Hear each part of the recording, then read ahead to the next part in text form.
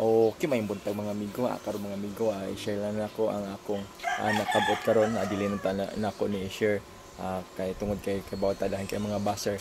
Apan ako ning i-share para sa mga tawo nga pareha nako nga wala na gusto mangandoy, nga nagsugod sa wa nga gusto lang makabot ang ilang mga pangandoy. Mao di kini ako akong gibarugan, mao ni akong payag istakanan og page nga kasamtangan nga ako sang balay. Kung naay mga harbisonon sa babuyan, mao to atong babuyan to likod, pinataas taas na siya gamay. Unya karon sa pagkakaron, nangipon dimi sa akong igsuon nga buotan.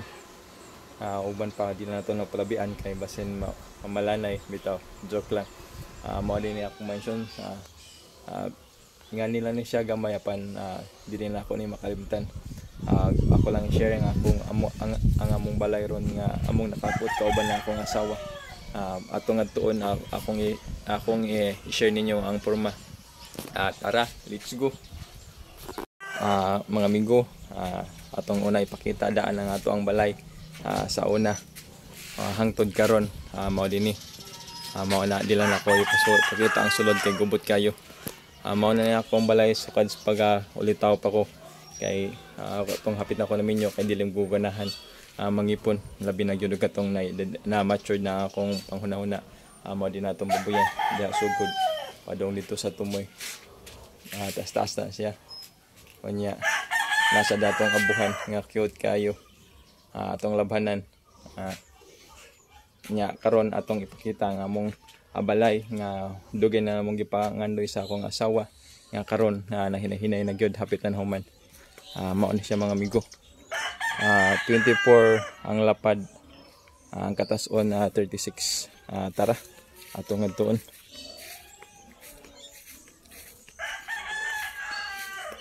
Mao ni siya mga amigo. Adi ato ang gilang sa diri nga Doberman. Mao ni ato ang bagong pinalit. Kauban ni Sassy and kan siya si Mosi Sushi. Tara mga amigo. Atong sudlon ang atong bagong balay, pero wala pa na siya nahuman, wala pa bintana, pultahan, apan human na siya finishing o flooring. Mao di kini mga amigo. Pasalamaton ko kayo nga nakabot ni namo kauban akong asawa. Mao ni ang kwarto. Sige. Anya plano na mo diri sa hallway sa tumoy butangan og altar nga gamay. Unya inix kani mao ni among sibing master room mo, sibi mo ang kwarto. Unya dahil sa duha ka chikiting ang mga kwarto gagmay kana unya ang usada diri. Mao ni ang sibi katulong nga kwarto. Anya ang diri mao ni among CR wala pa nahuman. Puro kalas Ginoo unta mapunpuhon mahuman na ni. Mao ni. Unya diri dapita mao ni ang amo ang kusina mo sibing hugasan kani unya mao sa diri ang exit.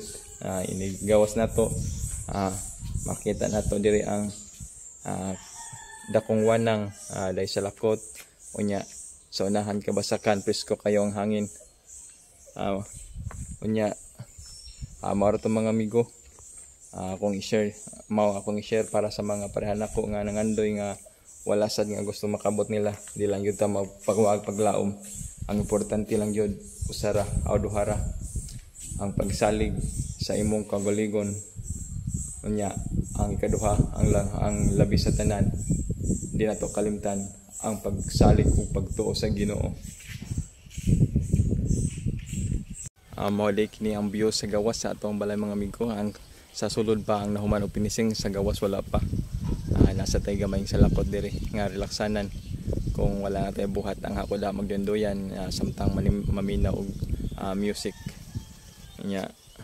Nara ato ang sari-sari nga pangkinabuyan, babuyan og mga fighter nga manok. Okay, daghang kang salamat sa mga wala pa kapalo, palihog lang sa palo. Anya share sad para updated mo kanunay diri sa ato ang gamay nga babuyan nga panghitabo. Thank you.